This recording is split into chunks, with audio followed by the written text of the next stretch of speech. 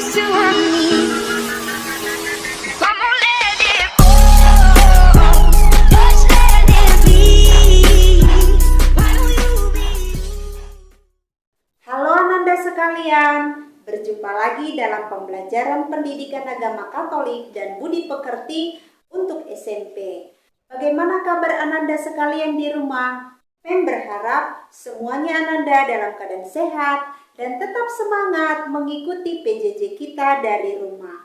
Nah, sebelum kita mendalami materi kita hari ini, terlebih dahulu kita ambil sikap hening sejenak, kita berdoa. Dalam nama Bapa dan Putra dan Roh Kudus, amin. Datanglah ya Roh Pencipta, hati kami kunjungilah. Penuhi dengan rahmat-Mu, jiwa kami ciptaan-Mu. Kau digelari penghibur, karunia Allah yang luhur. Kau hidup, api dan kasih, dan pengurapan ilahi. Di Kau sabda karunia dan tangan kanan ilahi. Engkau yang Bapa janjikan, Kau pergandakan bahasa, sinari hati umat-Mu dan curahkanlah cinta-Mu. Semoga di Kau kuatkan yang rapuh dalam tubuhnya. Buatlah kami mengenal serta mengimani terus Bapa dan Putra yang tunggal, dan Engkau Roh keduanya. Dipujilah Allah Bapa dan Putra yang sudah bangkit, serta Roh Kudus penghibur, kini dan sepanjang masa. Amin. Dalam nama Bapa dan Putra dan Roh Kudus. Amin. Setelah kita membuka pembelajaran kita dengan doa pembukaan, kita akan mendalami materi kita hari ini dan judul kita adalah Yesus mengutus Roh Kudus. Adapun kompetensi dasar kita dari 3.5, memahami peran Roh Kudus pada gereja perdana dan gereja masa kini, dan indikator pencapaian hasil belajar. Pada akhir pembelajaran diharapkan siswa mampu menjelaskan siapakah Roh Kudus itu, menceritakan peristiwa turunnya Roh Kudus atas para rasul, dan menjelaskan peran Roh Kudus pada para rasul. Sesudah kebangkitan Yesus dari alam maut, Yesus Kristus naik ke surga. Kenaikan Yesus inilah yang dimaksudkannya ketika Ia mengatakan di dalam Yohanes 16 ayat 7 adalah, "Lebih berguna bagi kamu jika aku pergi. Sebab jikalau aku tidak pergi, penghibur itu tidak akan datang kepadamu. Tetapi jikalau aku pergi, aku akan mengutus dia kepadamu." Jadi Yesus pergi kepada Bapa dan mengutus Roh Kudus, yakni Roh kebenaran. Yesus pergi kepada Bapa karena Ia adalah anak Allah dan utusannya. Kita akan mendalami Roh Kudus yang berkarya dalam hidup. Ananda sekalian, kita akan mendengarkan sebuah kisah yang berjudul Saksi. Pada suatu malam terdengar teriakan seorang wanita meminta pertolongan. Tetangga segera menyalakan lampu depan rumah mereka, dan dari jendela rumah bertingkat itu, mereka melihat seorang wanita sedang ditikam berulang kali oleh seorang pria. Terkejut karena lampu, pria itu melarikan diri. Setelah tenang kembali, lampu-lampu tetangga dimatikan. Tetapi tidak lama kemudian, rintihan meminta tolong kedengaran lagi. Lampu-lampu kemudian menyala lagi dan terlihat seorang pria itu berulang kali menikam wanita itu sampai mati, lalu ditinggalkan. Keesokan harinya polisi datang memeriksa peristiwa pembunuhan itu. Ternyata ada 39 orang yang menyaksikan drama pembunuhan itu. Semua memiliki telepon di kamarnya, tapi tidak ada satu pun dari mereka yang memberi pertolongan ataupun mengangkat telepon untuk menelepon polisi supaya datang menolong wanita itu. Mengapa? Mereka semua takut menjadi saksi atas peristiwa itu. Ananda sekalian, setelah kita menyimak kisah yang berjudul saksi, maka muncul beberapa pertanyaan di dalam benak kita. Mengapa seseorang itu tidak berani memberi kesaksian? Seandainya ada yang berani memberi kesaksian, siapa yang menggerakkan orang tersebut sehingga berani memberi kesaksian? Bagaimana dengan kita? Apakah siap dan berani menjadi saksi yang jujur dan adil? Ananda sekalian, banyak orang tidak berani untuk menjadi saksi. Biasanya hal ini disebabkan karena mereka takut, kurang peduli terhadap nasib orang lain, tidak mau direpotkan, dan tidak mau berkorban demi menegakkan sebuah kebenaran. Adanya sikap yang tidak mau untuk menjadi saksi yang jujur dan adil tentu dapat mengorbankan orang lain. Karena ketidakmauan untuk bersaksi, orang yang seharusnya dapat terselamatkan malah menjadi korban. Sebaliknya, karena kesaksian yang kerap kali tidak jujur, itu menyebabkan orang yang bersalah menjadi dibenarkan. Orang yang berani untuk memberi kesaksian biasanya adalah orang yang siap untuk menanggung berbagai risiko. Dan Roh Kuduslah yang menggerakkan seseorang untuk berani dan siap menjadi saksi. Maka sedikit sekali orang yang mau memberi kesaksian. Seperti kisah yang berjudul Saksi. Dari 39 orang yang menyaksikan peristiwa pembunuhan itu, tidak ada seorang pun dari mereka yang mau memberi pertolongan. Seandainya ada satu orang di antara 39 orang itu yang mau memberi pertolongan, maka wanita itu dapat terselamatkan. Tetapi mereka yang 39 orang, tak seorang pun mau memberi pertolongan. Bahkan dari mereka, tidak ada seorang pun yang mau memberi kesaksian. Ananda sekalian, setelah kita mengenal Roh Kudus yang berkarya di dalam hidup, sekarang kita akan mendalami kisah turunnya Roh Kudus atas para rasul. Kita buka kitab suci kita dari Kisah Para Rasul 2 ayat 1 sampai 13. Ananda sekalian di rumah silakan dibuka kitab sucinya. Mem akan membacakan perikop ini untuk kita. Silakan Ananda di rumah simak dengan seksama. Ketika tiba hari Pentakosta, semua orang percaya berkumpul di satu tempat. Tiba-tiba turunlah dari langit suatu bunyi seperti tiupan angin keras yang memenuhi seluruh rumah di mana mereka duduk. Dan tampaklah kepada mereka lidah-lidah seperti nyala api yang bertebaran dan hinggap pada mereka masing-masing.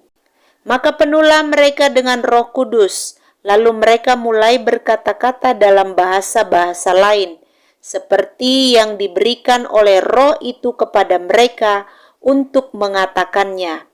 Waktu itu di Yerusalem diam orang-orang Yahudi yang saleh dari segala bangsa di bawah kolong langit. Maka turun bunyi itu, berkerumunlah orang banyak. Mereka bingung karena mereka masing-masing mendengar rasul-rasul itu berkata-kata dalam bahasa mereka sendiri. Mereka semua tercengang-cengang dan heran lalu berkata, "Bukankah mereka semua yang berkata-kata itu orang Galilea? Bagaimana mungkin kita masing-masing mendengar mereka berkata-kata dalam bahasa kita sendiri, yaitu bahasa yang kita pakai di negeri asal kita. Kita orang Partia, Media, Elam, penduduk Mesopotamia, Yudea dan Kapadokia, Pontus dan Asia, Frigia dan Pamfilia, Mesir dan daerah-daerah Libya yang berdekatan dengan Kirene, pendatang-pendatang dari Roma, baik orang Yahudi maupun penganut agama Yahudi, orang Kreta dan orang Arab. Kita mendengar mereka berkata-kata dalam bahasa kita sendiri tentang perbuatan-perbuatan besar yang dilakukan Allah. Mereka semuanya tercengang-cengang dan sangat termangu-mangu sambil berkata seorang kepada yang lain, "Apakah artinya ini?" Tetapi orang lain menyindir, mereka sedang mabuk oleh anggur manis. Demikianlah sabda Tuhan. Syukur kepada Allah. Nah, Ananda sekalian, setelah kita membaca Kisah Para Rasul 2 ayat 1-13, maka ada beberapa pertanyaan yang muncul di dalam benak kita. Tanda apa saja yang menyertai kehadiran Roh Kudus dalam peristiwa Pentakosta? Apakah Roh Kudus masih bekerja dalam gereja ataupun kehidupan orang-orang Kristiani zaman sekarang? Ananda sekalian, setelah Yesus disalibkan, wafat dan dimakamkan, para rasul mengalami kesedihan dan ketakutan yang luar biasa. Para rasul sedih karena mereka merasa ditinggalkan oleh Yesus sang gurunya, sehingga mereka takut untuk memberi kesaksian tentang Yesus. Mereka senantiasa menantikan janji Yesus untuk mengutus roh penghibur, yaitu roh kebenaran. Siapa roh kebenaran itu? Roh kebenaran adalah Roh Kudus yang mengajarkan tentang kebenaran Allah, yaitu mewartakan tentang Yesus Kristus sendiri dan karya penyelamatannya. Jadi Roh Kudus adalah roh kebenaran yang menuntun gereja kepada kebenaran dan kekudusan. Roh Kudus atau roh kebenaran itu diutus untuk mengingatkan para rasul akan perkataan-perkataan yang pernah diucapkan oleh Yesus semasa Yesus tinggal bersama-sama dengan para rasul. Apa yang pernah dijanjikan oleh Yesus tersebut sungguh-sungguh terpenuhi, bahwa Roh Kudus datang pada saat Pentakosta. Roh Kudus turun atas para rasul dalam bentuk lidah-lidah api dan tiupan angin yang sangat kencang yang memenuhi seluruh ruangan di mana mereka berkumpul. Para rasul percaya bahwa Roh Kudus adalah Roh Yesus sendiri yang pernah dijanjikannya kepada mereka. Maka dengan hidup mengikuti tuntunan dan bimbingan Roh Kudus, setiap orang akan memperoleh keselamatan. Roh Kudus adalah roh kebenaran yang menggerakkan, mendorong, menguatkan, dan memberi semangat kepada gereja untuk berkarya dan mewartakan kerajaan Allah. Roh Kudus adalah roh kebenaran karena Ia akan selalu membimbing dan memimpin kita menuju kepada seluruh kebenaran Allah. Jadi Roh Kudus adalah roh kebenaran karena apa yang dikatakan, apa yang didengar, dan apa yang diberitakan itu berasal dari Allah. Peristiwa Pentakosta atau turunnya Roh Kudus itu mengungkapkan misteri Tritunggal yang Maha Kudus. Roh Kudus yang dijanjikan oleh Yesus benar-benar hadir dalam gereja, menjiwai, membimbing, dan menyertai gereja. Roh Kudus yang datang itu ternyata mengubah hati para rasul, sehingga para rasul disemangati dan mempersatukan semua orang dari berbagai bangsa. Apa yang dialami oleh para rasul itu menguatkan iman mereka akan Yesus Kristus, bahwa Yesus Kristus itu tidak pernah meninggalkan mereka, melainkan menyertai mereka senantiasa hingga akhir zaman. Nah, pengalaman para rasul ini hendaknya juga menjadi pengalaman hidup kita sebagai orang yang percaya akan Yesus. Roh Kudus telah diutus oleh Yesus untuk menyertai, membimbing, dan menyemangati setiap langkah hidup kita. Maka hal ini berarti bahwa penyertaan dan kehadiran Yesus Kristus dalam Roh-Nya yang kudus juga terus berlangsung dan akan berlangsung hingga kini dan selamanya. Itulah yang menguatkan iman gereja sekarang ini.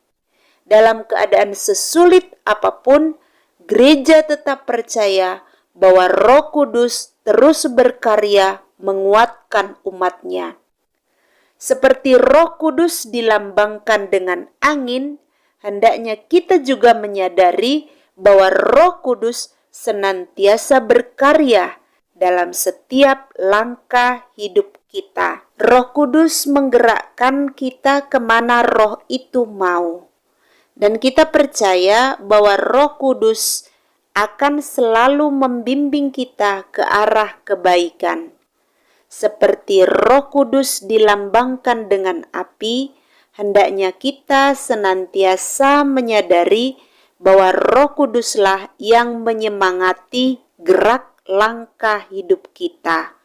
Roh Kuduslah yang selalu mengobarkan semangat kita untuk mewartakan Kristus yang bangkit. Ananda sekalian, setelah kita mendalami materi kita hari ini, yakni Yesus mengutus Roh Kudus, maka ambillah sikap hening sejenak. Kita mau melihat kembali sejauh mana kita sudah memahami materi kita hari ini. Kita telah mengetahui bersama bahwa Roh Kudus adalah Roh Allah sendiri yang senantiasa mendampingi kita dalam hidup kita. Sadarkah Ananda bahwa dalam kehidupan ini kita senantiasa dibimbing oleh Roh Kudus? Pekakah Ananda akan bimbingan Roh Kudus? Percayakah kamu bahwa dalam setiap kesulitan yang kita hadapi, Roh Kudus selalu mendampingi? Konsekuensi apa yang seharusnya kita lakukan jika kita telah menerima bimbingan Roh Kudus? Nah, semua refleksi ini silakan kamu tulis dalam buku catatanmu. Nah, untuk menutup pembelajaran kita hari ini, maka mari kita siapkan hati kita berdoa. Dalam nama Bapa dan Putra dan Roh Kudus, amin. Allah Bapa kami yang maha baik, kembali kami bersyukur kepadamu atas segala berkat dan rahmat-Mu hari ini. Kami telah mengetahui bahwa Roh Kudus berkarya dalam diri kami. Ajarlah kami Tuhan agar kami semakin mampu merasakan kehadiran Roh-Mu dalam hati kami, sehingga kami mampu untuk menjadi saksi-Mu. Demi Kristus Tuhan dan Juru Selamat kami. Amin. Dalam nama Bapa dan Putra dan Roh Kudus. Amin. Demikian pembelajaran kita pada hari ini. Kita bertemu dalam pembelajaran kita minggu yang akan datang. Selamat belajar. Shalom.